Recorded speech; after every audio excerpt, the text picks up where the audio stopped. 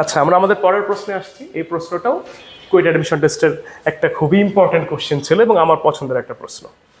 আমি একটু প্রশ্নটা পড়ি, দেখি কি বলেছে। বলেছে 250 ডিগ্রি সেলসিয়াস তাপমাত্রায় ও 1 ATM চাপে 8.5 গ্রাম অ্যামোনিয়াম নাইট্রেটকে নিম্নোক্ত সমীকরণ মতে বিস্ফোরিত করা হলে কত আয়তন গ্যাস তৈরি হবে। এখানে তোমাকে বলেই দিয়েছে যে আয়তন গ্যাস তৈরি করতে হবে তোমার, হ্যাঁ। এবং বিক্রিয়া ভাই প্রশ্নে দেওয়া ছিল, চিন্তার কোনো কারণ নাই যে অ্যামোনিয়াম নাইট্রেটকে আমি বিস্ফোরিত করলে কি কি তৈরি হয় আমি জানি না, এটার নিয়ে কোনো প্যারা ছিল না। এই বিক্রিয়াটা তোমার এখানে দেওয়া আছে। ভাই আমি কিছু ইনফরমেশন নোট করতে বলবো, এই প্রবলেমটা আমি আমাদের নোট সফটওয়্যারে সলভ করবো। এখানে স্পেসে একটু সংকুলন নাও হইতে পারে, কারণ কিছু বেসিক ইনফরমেশন আছে এই জায়গায়, ওকে। তো ওই এন্ড থেকে এই বিক্রিয়াটা সবাই তুলে নিবা, আমরা আমাদের সময় মতো এখানে আবার আসবো, সমস্যা নাই। একটু খেয়াল করে দেখি আমরা এখানে কি করেছি। আমরা এখানে 2 মোল অ্যামোনিয়াম নাইট্রেটকে কিন্তু বিস্ফোরিত করেছি, আলটিমেটলি বিয়োজিত করেছি, বিক্রিয়া করে উৎপাদ তৈরি করেছি, শেষ কথা। এখান থেকে আমি 2 মোল গ্যাস পাইছি কিন্তু নাইট্রোজেনের, আমি 4 মোল, এগুলো কিন্তু গ্যাস সবগুলো না, এগুলো কিন্তু সব গ্যাস লেখাই আছে। আমি 2 মোল নাইট্রোজেন গ্যাস পাইছি, আমরা 4 মোল পানি পাইছি, এটা জলীয় বাষ্প গ্যাসিয়াস দিন শেষে, এবং পেয়েছি কিন্তু 1 মোল অক্সিজেন। কিন্তু এগুলো পেয়েছি কই থেকে ভাই? এগুলো সব পেয়েছি কিন্তু আমার এই 2 মোল অ্যামোনিয়াম নাইট্রেট থেকে। এই 2 মোল অ্যামোনিয়াম নাইট্রেট থেকে আমরা এত কিছু পেয়েছি।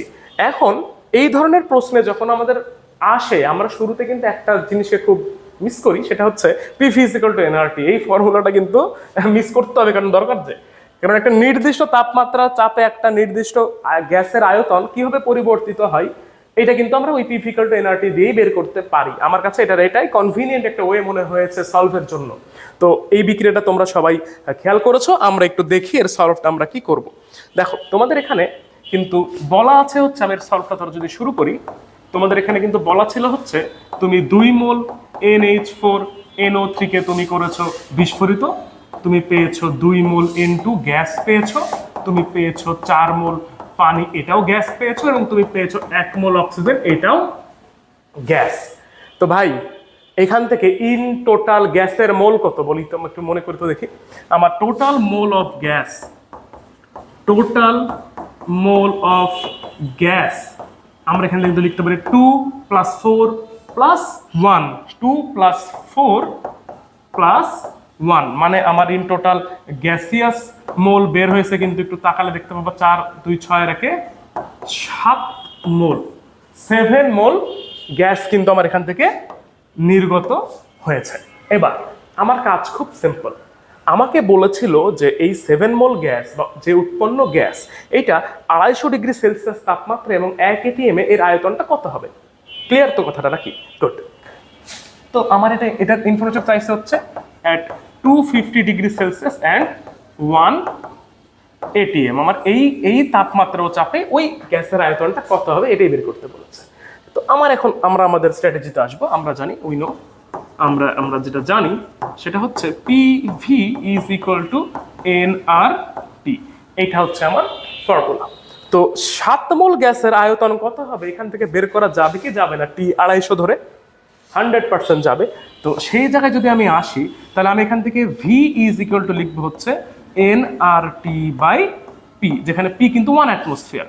এটা নিয়ে খুব চিন্তা নেই। তাহলে এন এর ভ্যালু এখানে কত দেখো, ওইটাই কিন্তু আমার এন ইজ ইকুয়াল টু এখানে আমার 7, আমার টি ইজ ইকুয়াল টু হচ্ছে 273 প্লাস 250, আমার পি ইজ ইকুয়াল টু হচ্ছে 1 ATM, এটা কিন্তু কেলভিন এককে, হ্যাঁ এটা হচ্ছে আমার কেলভিন এককে।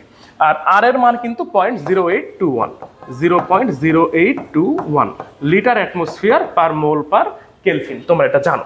তো এখান থেকে যদি মানগুলো আমি বসাই, 7 into 0.0821 into 273 plus 250 kelvin divided by 1, আমরা যদি এই মানটা এখান থেকে বের করি, মানটা আসবে হচ্ছে আমার 7 ইন্টু 0.0821 ইন্টু 273 প্লাস 250, মানে আসতেছে হচ্ছে 300.5681 লিটার, 100% লিটার। কারণ আমরা কিন্তু ওই মানটাকে ধরেছে কিসে, আমরা এই মানটাকে লিটার অ্যাটমসফিয়ার এককে ধরে নিয়েছি।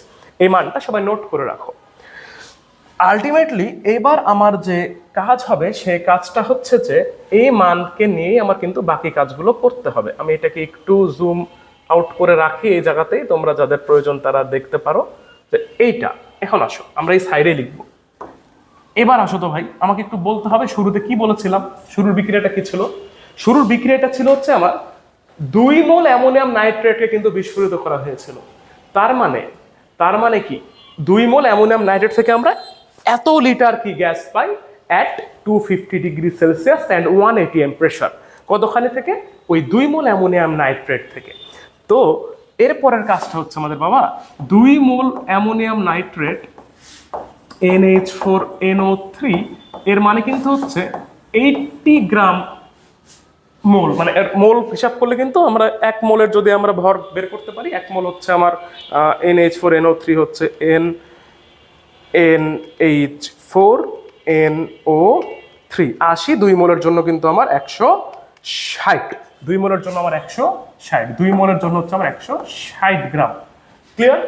এবার আসো আমার একটা সিম্পল ঐকিক নিয়ম মেনটেন করবো আমরা, অত কিছু আমরা বুঝি না। 160 গ্রাম NH4NO3 থেকে আমরা পাই কত লিটার গ্যাস? এই দেখো 300.5681 লিটার গ্যাস পাই। প্রশ্নে কত বলেছে ভাই? প্রশ্নে বলেছে হচ্ছে 8.5 গ্রাম অফ NH4NO3 থেকে আমরা কতখানি গ্যাস পাবো। প্রশ্নের স্টেপ অনেক। কুয়েট অ্যাডমিশন টেস্ট আসলে একটা বৃহৎ সলভকেই না তোমাকে ক্যালকুলেটরে তুমি কত ফাস্ট সলভ করতে পারছো এটা একটু জাজমেন্টে আসে। তো আলটিমেটলি পরবর্তীতে তোমরা যখন বিভিন্ন অ্যাডমিশন টেস্ট দিবা আর যারা ফার্স্ট ইয়ার সেকেন্ড ইয়ার স্টুডেন্টরা আসো তোমরা কনসেপ্টটাকে গেইন করো, নট রাদার দেন ম্যাথটা কি, কনসেপ্টটা গ্যাদার করো, ম্যাথ না। তো আলটিমেটলি এটা যদি আমি করি তাহলে অ্যান্সার আসতেছে 300.5681 ইন্টু 8.5 ডিভাইডেড বাই কি 160 এত লিটার। যদি আমি মানটাকে ক্যালকুলেট করি 5681 ইন্টু 8.5 ডিভাইডেড বাই 160, আমার অ্যান্সার আসতেছে দেখো 15.9676 লিটার। এটাই আমার সেই বহুল আকাঙ্ক্ষিত অ্যান্সার, যেটাকে আমরা কিন্তু উইদিন 2 স্টেপ সলভ করলাম। তুমি যখন ক্যালকুলেটরে অ্যাডমিশন টেস্টের সময় সলভ করবা তোমার উত্তরটা আসবে, তুমি এটা ক্যালকুলেটরে হ্যান্ড ক্যালকুলেশন করে তুমি করে নিবা যে তোমার এইখানে তোমার যে অ্যান্সারটাকে বেরোলো এটা তুমি করে নিলা। এইটা করে নেওয়ার পরে ক্যালকুলেটরে যে এটা যেহেতু 160 গ্রাম থেকে বেরোয় তাহলে 8.5 গ্রাম থেকে কত, 2 স্টেপ ম্যাথ। কিন্তু আমি এত কিছু বললাম যে এই ক্লাস একটা অ্যাডমিশন স্টুডেন্টও দেখবে আমার, তাদের উপকারের জন্য। যারা ফার্স্ট ইয়ারে পড়ে তাদেরও উপকার আসবে, সেকেন্ড ইয়ারে পড়ে তাদেরও উপকার হবে। দিন শেষে ম্যাথটা কিন্তু ইম্পর্টেন্ট ছিল এবং অ্যান্সারটা আশা করি তোমরা মিলাইতে পেরেছো। বিভিন্ন স্টেপেই করা যায়, আমার কাছে এটা সব থেকে ইজিয়েস্ট ওয়ে মনে হয়েছে। তো ঠিক আছে, আমরা পরের প্রশ্নটা